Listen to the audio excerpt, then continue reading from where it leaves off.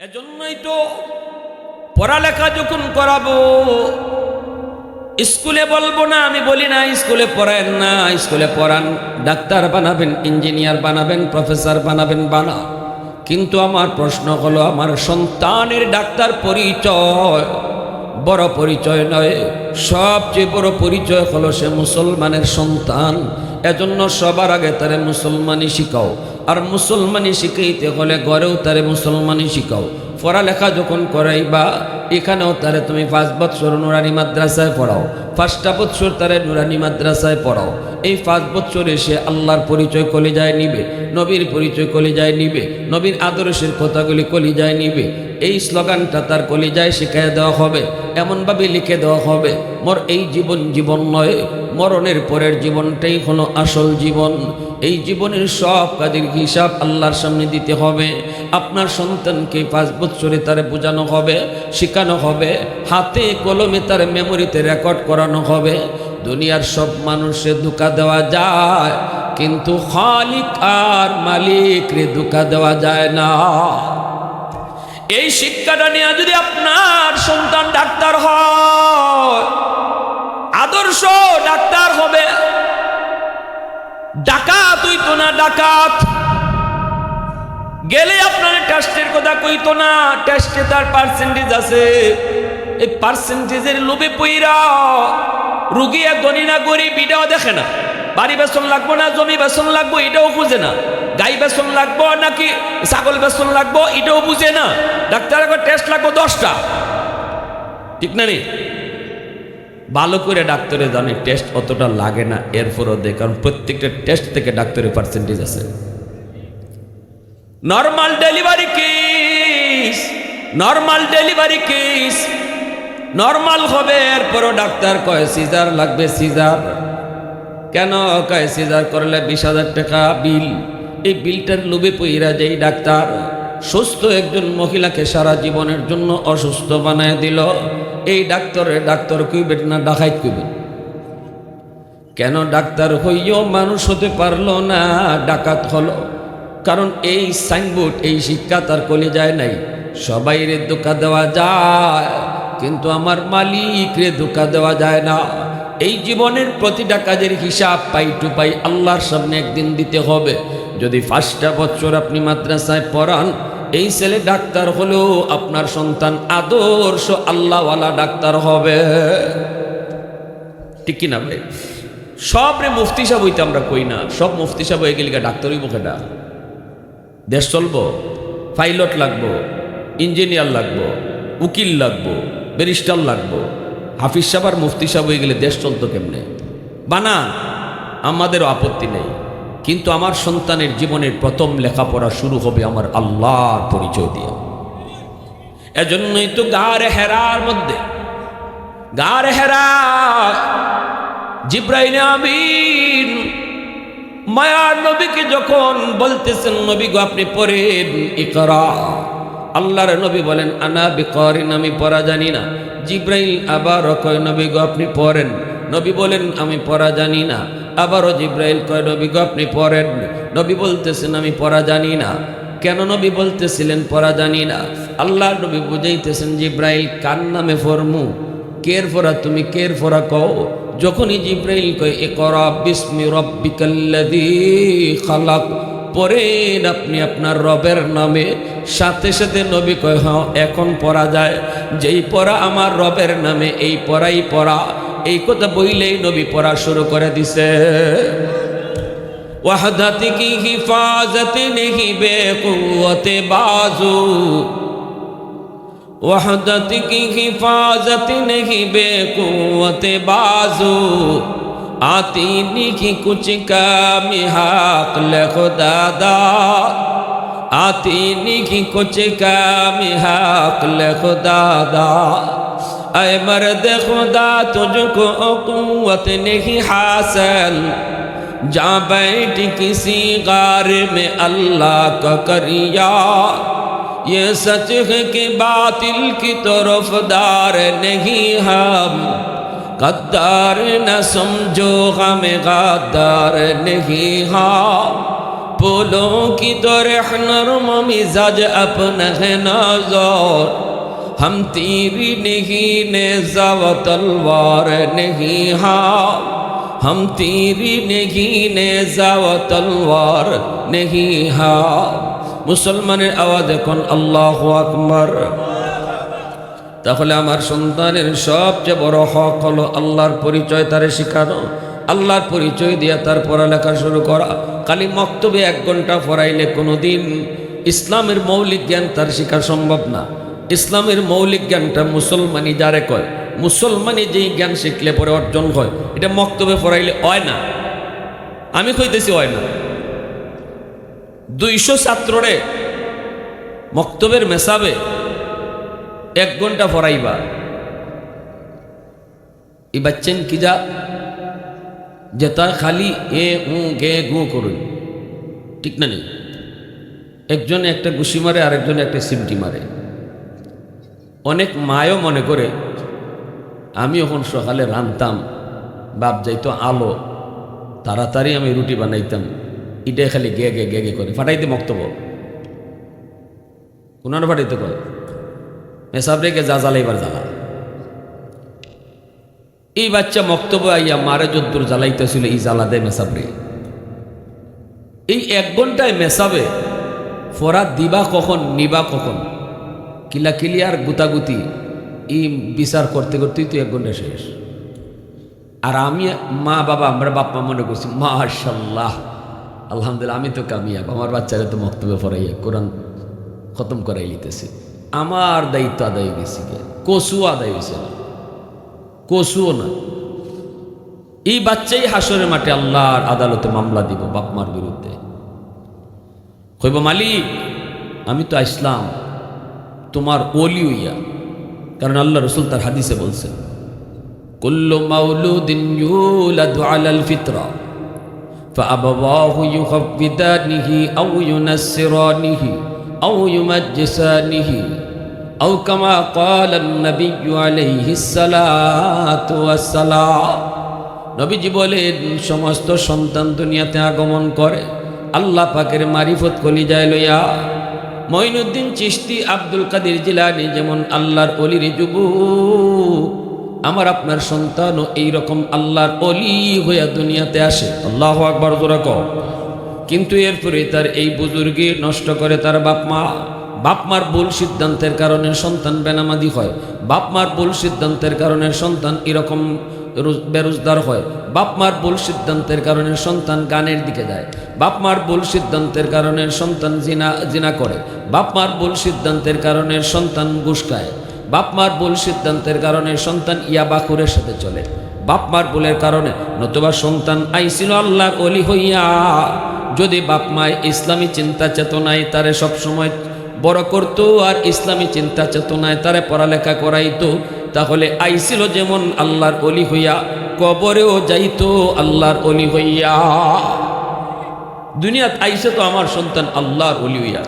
এই মা বাবার ভুলের কারণে যখন সে ভিন্ন পথে যায়, ওই পথ ভুলে যায়, আল্লাহর মারিফতের পথ ভুলে যায়, তখন ওই বাচ্চাটা জাহান্নামে যাওয়ার আগে আল্লাহরে খুব আল্লাহ আমার মারে ডাকো, আমার বাপরে ডাকো।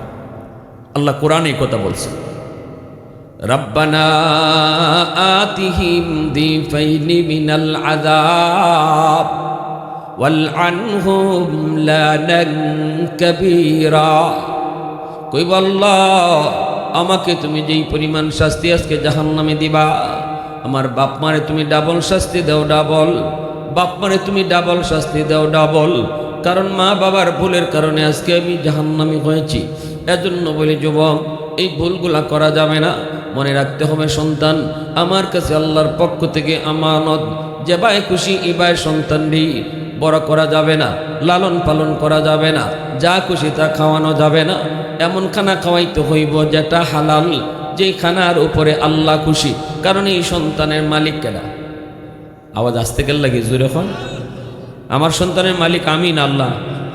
সন্তান আমার কাছে আমানত, সন্তান আমার কাছে কি দা আমানত। আর আমানতের বস্তু ব্যবহার করার তরিকা হইল নিজের মর্জি চলে না, মালিকের মর্জি মতো ব্যয় করতে হয়, তাহলে আমানতদারি রক্ষা হবে। 1 লক্ষ টাকায় ফ্যাক্টরির মালিক ম্যানেজারের কাছে আমানত রাখছে, ম্যানেজার 1 টাকানি খরচ করতে পারবো নিজের ইচ্ছায়। ফ্যাক্টরির মালিক যেভাবে কয় এভাবে খরচ করতে হইব, তাইলে আমানতদারি রক্ষা হইব।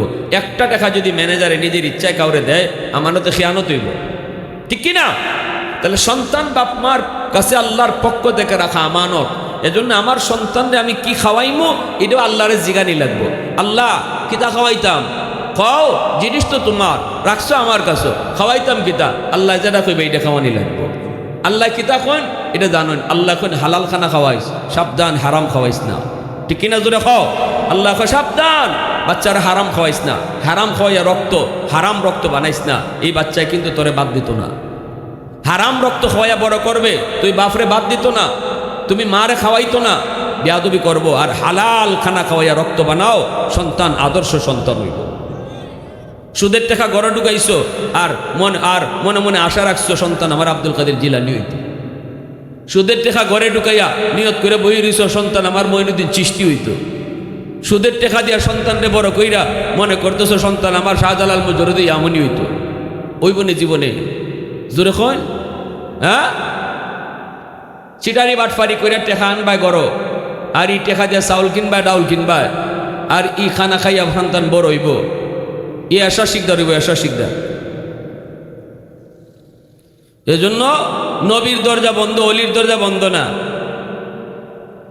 আল্লাহ অলির দরজা খোলা রাখছে।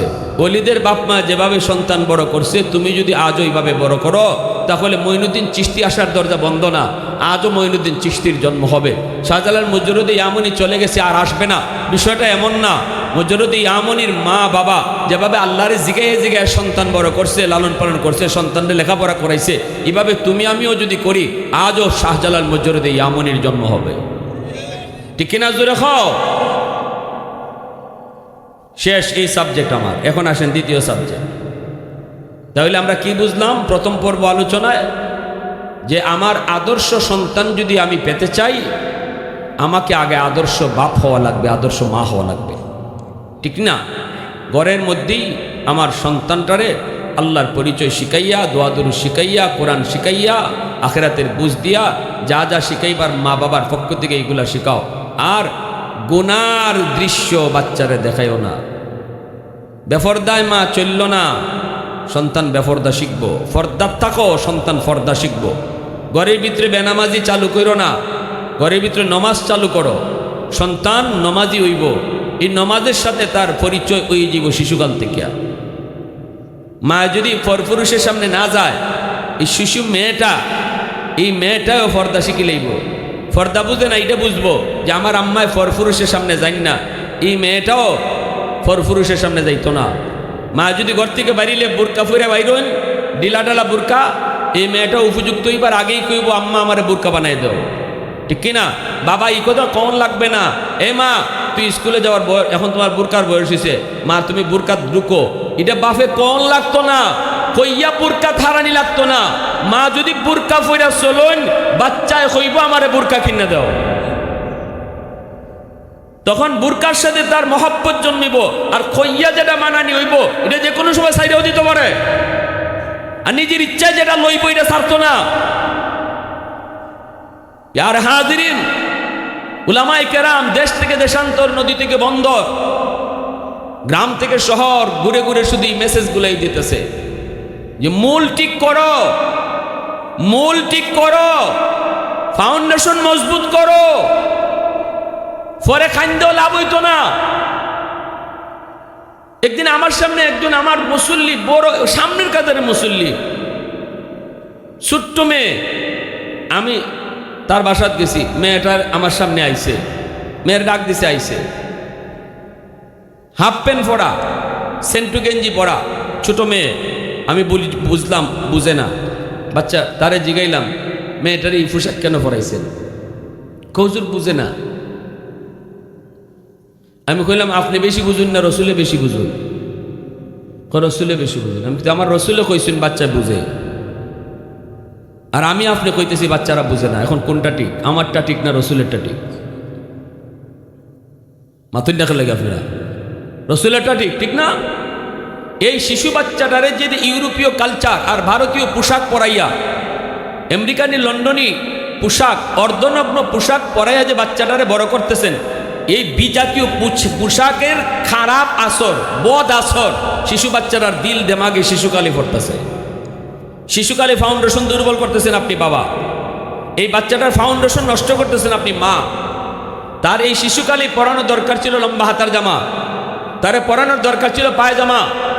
তাহলে এই মেয়েটা হাত ঘুরে রাখতে হয়, পুরা পাও ঢেকে রাখতে হয়, এই জিনিসটা শিশুকালেই তার দিলে বসতো আর ফাউন্ডেশন মজবুত হইত। ঠিক কিনা জোরে খান? ফাউন্ডেশন মজবুত হইত। অনেক সময় দুধের বাচ্চারা লিয়া মা টেলিভিশন দেখে, নাটক দেখতেছে, গান দেখতেছে, নিজে তো দেখতেছেই নাইস, বাচ্চাটারও নাইস দেখাইতেছে। জিগাইলে উত্তর কিতা বুঝে না। এই বুঝে না কইয়া বাচ্চাদের জীবন ধ্বংস করতেছে বাপ মা। মনে রাখবেন, বুঝে না বলবেন না, রসুল কয় বুঝে। এজন্য আমার বাচ্চা যে নাইসটা দেখতেছে, এই নাইসটা দেখে এই নাইসের দৃশ্য তার মেমোরিতে রেকর্ড হইতেছে। সাপ্লাই যেদিন দিব এই দিন নাইসের কথাই সাপ্লাই দিব। এজন্যই দেখেন শিশু বাচ্চারা যখন কথা কয় তখন কয় আব্বা আম্মা। এই আব্বা আম্মা ডাকটা তারে কেহি কইল, কই এতদিন কানে কানে আম্মা আব্বা ডাক তার শোনানি হইছে, ওই ডাকটা সে মেমোরিতে রেকর্ড করে রাখছে। এজন্য এখন সাপ্লাই যেদিন দিতেছে, মুখ থেকে প্রথম ভাষা ফুটছে, তখন ওই শূন্য যেটা রেকর্ড করছিল এটাই এখন সাপ্লাই দিতেছে। ঠিক না নি? এটাই সাপ্লাই দিতেছে।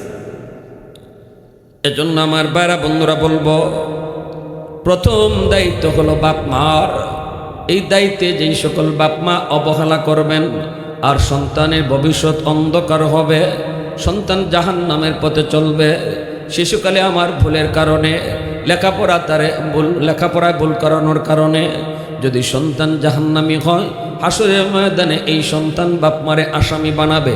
সন্তান আল্লাহর দরবারে মামলা দিবে, বাদী হবে সন্তান, আসামি হবে বাপ মা। সেদিন সন্তানের মামলায় বহু বাপ মা আল্লাহর আদালতে আসামি হবে। দুনিয়ার বহু মা বহু বাবা আল্লাহর আদালতে আসামি হবে। এজন্য যুবক, আমি আপনাদেরকে আমার প্রথম পর্ব আলোচনার শেষ কথাটাই এটা বলবো, ডাক্তার বানাবেন বানান, হাফেজ বানাবেন না, আমরা অসুবিধা নেই। কিন্তু যেই বাবায় হাফেজ বানাইতো, আলেম বানাইবার নিয়ত করছে, তারে আমরা সুস্বাগতম জানাই, নুরুন আলা নূর বলি। দুনিয়াতে এমন উত্তম বাবা আর নাই, এমন উত্তম মা আর দুনিয়াতে নাই, যেই বাবার সন্তান হাফেজ, যেই মার একজন সন্তান আলেম।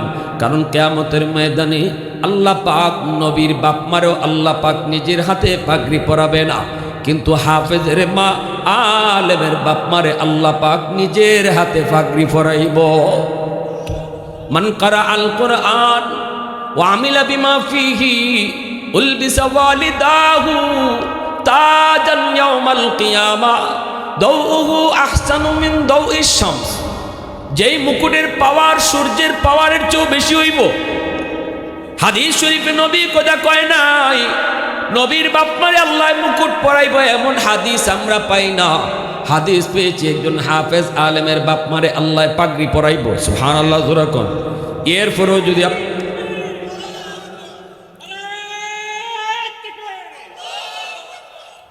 এরপরেও বলি, যদি আপনি নিয়োগ করেন ডাক্তার বানাবেন, ইঞ্জিনিয়ার বানাবেন, কলেজে পড়াবেন, ভার্সিটিতে পড়াবেন, তাও আমরা নিষেধ করি না। তবু আপনারে আমরা সুস্বাগতম, আপনারে আমরা আহলান সাহলা জানাই, আপনারা ওয়েলকাম জানাই, আপনাকে আমরা ধন্যবাদ দেই। কিন্তু একটা জায়গায় আমাদের অবজেকশন, শিশুকালে আগডুম বাগডুম পরে তারে বড় কইরেন না। ওই দেখা যায় তাল গাছ দেখায় বড় কইরেন না। আগডুম বাগডুম না পড়ায় আল্লাহ রসুলের নাম শিখায় বড় করাও। তাল গাছ না দেখায় মক্কা মদিনা দেখায় তারে বড় করাও। 5টা বছর তারে নুরানি মাদ্রাসায় পড়াও, এরপরে তারে হাই স্কুলে দাও, ডাক্তার ইঞ্জিনিয়ার বানাও। তাহলে সন্তানের ফাউন্ডেশন ইসলামী জিন্দিগির উপরে মজবুত হয়ে উঠব। এ যুবক, এবার আল্লাহ পাক বলেন, ওয়া কাযা রাব্বুকা আল্লাহ তা'বুদু ইল্লা ইয়্যা ওয়া বিল ওয়ালিদাইনি ইহসানা ইম্মা ইয়াবলুগান্না ইনদাকাল কিবারা আহাদুহুমা আও কিলাহুমা ফালা তাকুল লাহুমা উফ ওয়ালা তানহারহুমা ওয়া কুল লাহুমা কাওলান কারীমা। আল্লাহ পাক রব্বুল আলামিন কয়, ও দুনিয়ার সন্তানের দল, 1 নম্বর নির্দেশ হলো আমি আল্লাহর গোলামি করো, বন্দেগী শুধু আমি আল্লাহর চলবে, সেজদা শুধু আমার কদমে চলবে, দ্বন্দ্বৌলত শুধু আমার কাছে চাইবা, চাইলে আমার কাছে শুধু চাও, মাজারে গিয়ে চাইও না। মাজারে দেওয়া, মাজারওয়ালা দেওয়ার কোনো ক্ষমতা নাই, দেওয়ার ক্ষমতা একমাত্র কার? সন্তান দেয় কেডা? দ্বন্দ্বৌলত দেয় কেডা? 1 নম্বর নির্দেশ আল্লাহ। এরপরে আল্লাহ কই দ্বিতীয় নির্দেশ, ওয়াবিল ওয়ালিদাইনি ইহসানা। এবার হকুল ইবাদের মধ্যে আল্লাহ পাক বাপমার হক আগে আনছেন। মুফাসসিরিন কিরাম তাফসীরের কিতাবে লিখেন, হকুল্লাহ আর হকুল ইবাদ, আল্লাহর হক আগে, এরপরে বান্দার হক। বান্দার হকের মধ্যে সবার আগে বাপমার হক। এজন্য আল্লাহ পাক কইছে, মা বাবার সাথে উত্তম আচরণ করো, মা বাবার সাথে উত্তম আচরণ করো। কেমনে উত্তম আচরণ করব, এই কথাটা আল্লাহ নিজেই ব্যাখ্যা করে বুঝাইতেছেন। নামাজ কায়েম করো, কেমনে করব আল্লাহ নিজে ব্যাখ্যা করে নাই রে যুবক। কিন্তু মা বাবার সাথে উত্তম আচরণ করো, কেমনে করব এই কথাটা আল্লাহ কোরআনে নিজেই তাফসীর শুরু করছেন। ইম্মা বলে তাফসীর শুরু, আল্লাহর তাফসীর। আল্লাহু আকবার, জোরে কও। ওয়াবিল ওয়ালিদাইনি ইহসানা, এই কথাটার তাফসীর আল্লাহ নিজে করতেছেন।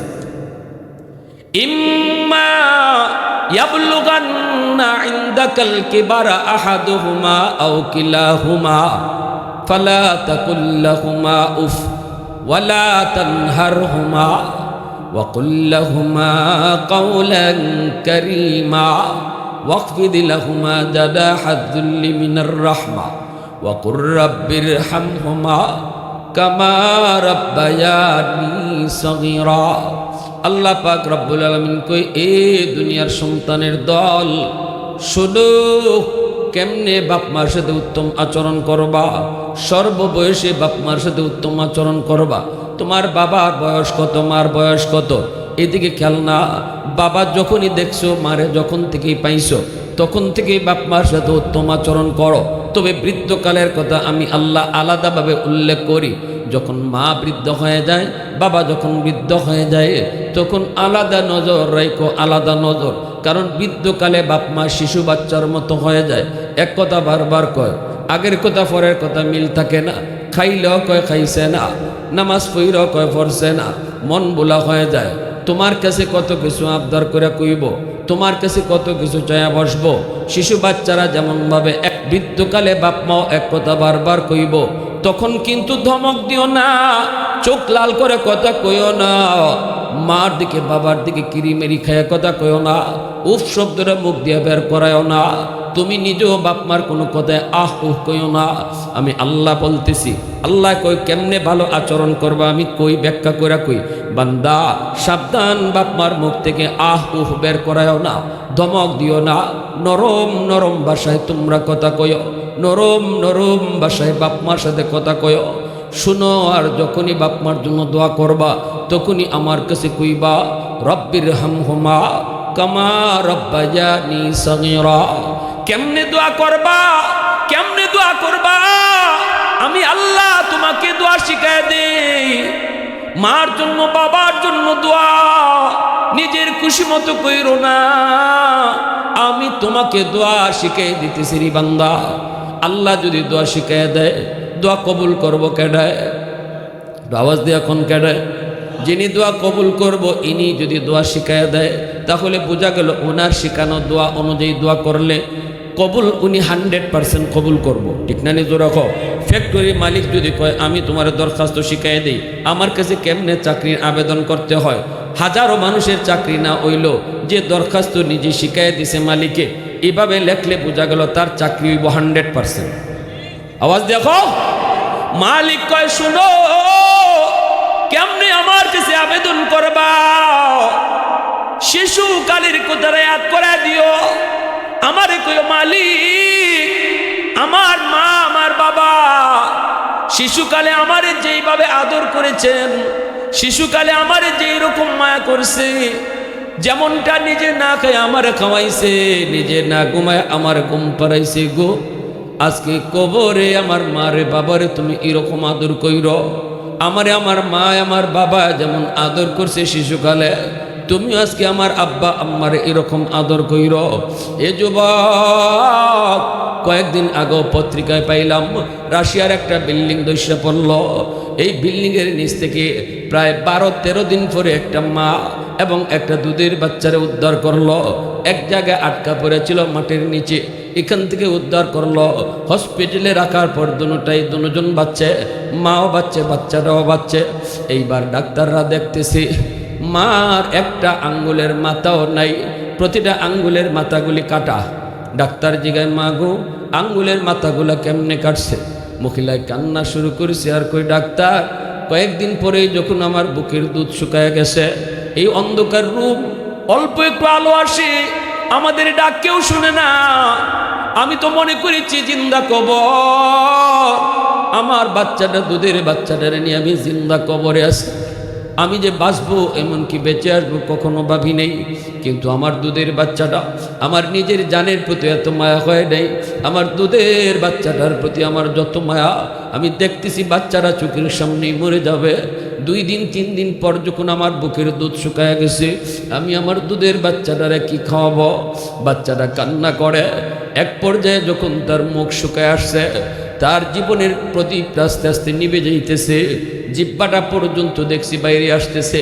এখন আমি মা কি করব, আমার কোনো মাথায় আসে না, কোনো চিন্তা মাথায় আসে না।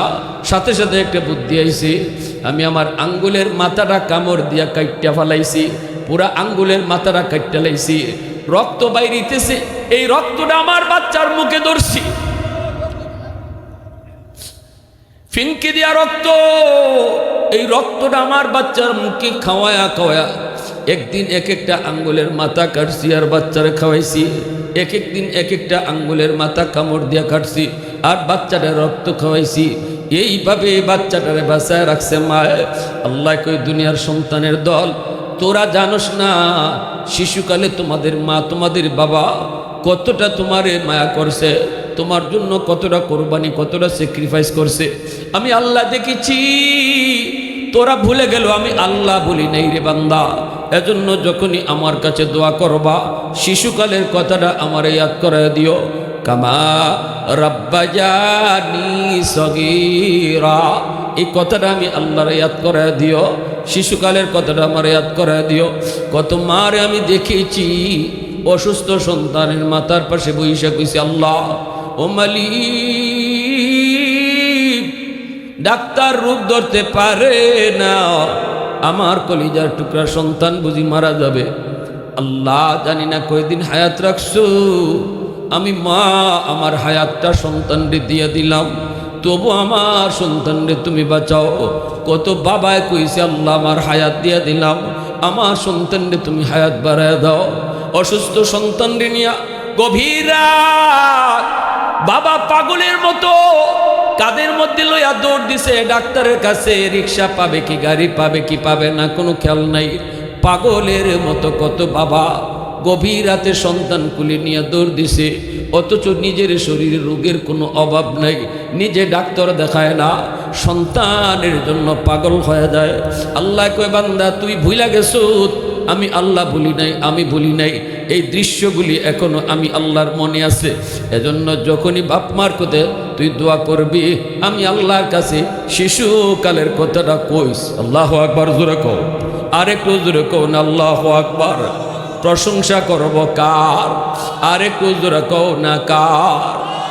আলহামদুলিমান কদ্দারা খাইরাম ওয়া খাবালা والشكر لمن صور حسنا وجمالا فرد صمد عن صفة خلق بريء رب أزلي خلق الخلق كمالا لا ضد ولا ند ولا حد لمولى الآن كما كان ولم يلق زوالا الآن كما كان ولم يلق زوالا محبتের আওয়াজে বলি আল্লাহু আকবার।